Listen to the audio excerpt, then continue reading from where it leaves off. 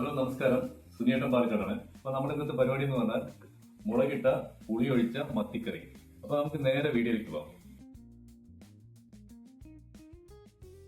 അപ്പൊ നമ്മൾക്ക് മീൻകറിക്ക് ആവശ്യമായ സാധനങ്ങളാണ്: ഒരു വലിയ ഉള്ളി കട്ട് ചെയ്തത്, ആവശ്യത്തിന് വെളുത്തുള്ളി, ആവശ്യത്തിന് രണ്ടെണ്ണം ഇഞ്ചി, തക്കാളി ഒരെണ്ണം, ചെറിയ ഉള്ളി 2 എണ്ണം, കറുവേപ്പില 2 അല്ലി, നമ്മൾ വീട്ടിൽ വളരുന്ന കാന്താരി മുളക്, 1.5 സ്പൂൺ മുളക് പൊടി, 1 സ്പൂൺ മഞ്ഞൾപ്പൊടി, ആവശ്യത്തിന് ഉലുവ.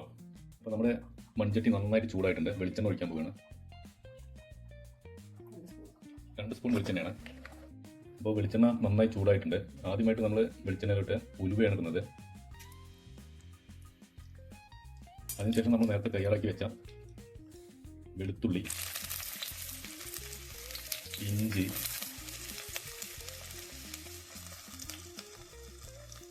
കാന്താരി മുളക്,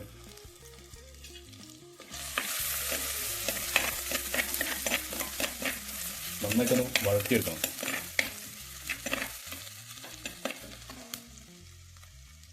രണ്ടല്ലി കറുവേപ്പില. തീ ഒന്ന് ലൈറ്റായിട്ട് കമ്മിയാക്കി കൊടുക്കണം. ഒരുപാട് ചൂടായി നമ്മൾ കരിഞ്ഞില്ല. നമ്മൾ നേരത്തെ അരിഞ്ഞു വെച്ച വലിയ ഉള്ളി ഇടാൻ പോവാണ്.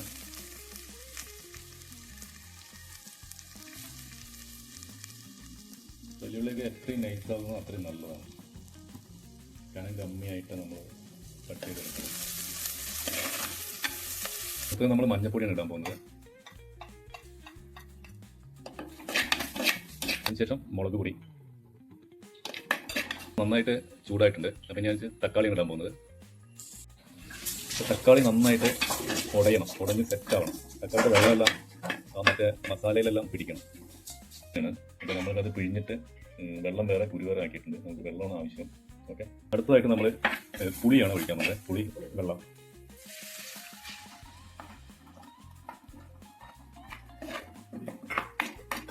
അതിനുശേഷം നമുക്ക് ആവശ്യത്തിന് വെള്ളം ഒഴിക്കുക. നമ്മുടെ മസാലക്കൂട്ടും വെള്ളമെല്ലാം നല്ല തിളച്ച് സെറ്റായിട്ടുണ്ട്. അപ്പോൾ അതിലേക്ക് കുറച്ച് ഉപ്പ് കൂടി ഇടാം. ഇട്ടതിന് ശേഷം ഒന്ന് ഇറക്കി കൊടുക്കണം.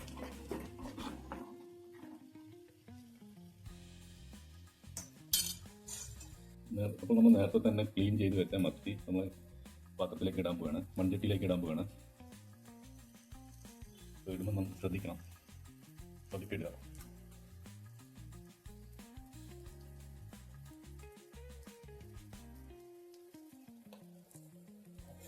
അപ്പം നമ്മൾ മീനും മസാലയും എല്ലാം കൂടി നമ്മൾ ഒരു 10 മിനിറ്റ് വേവിക്കണം.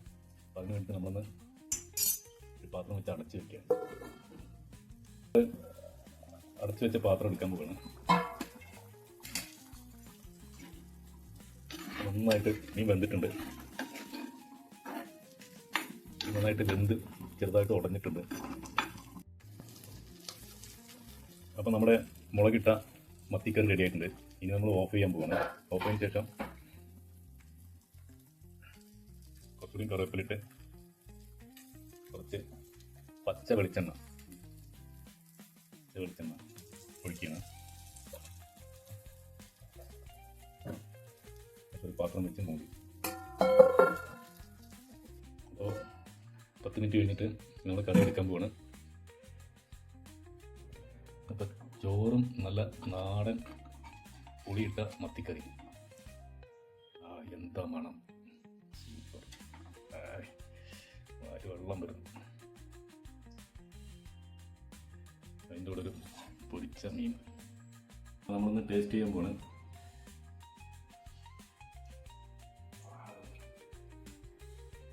സൂപ്പറാക്കി.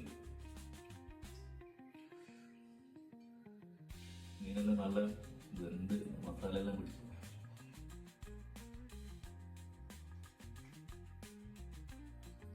സൂപ്പർ.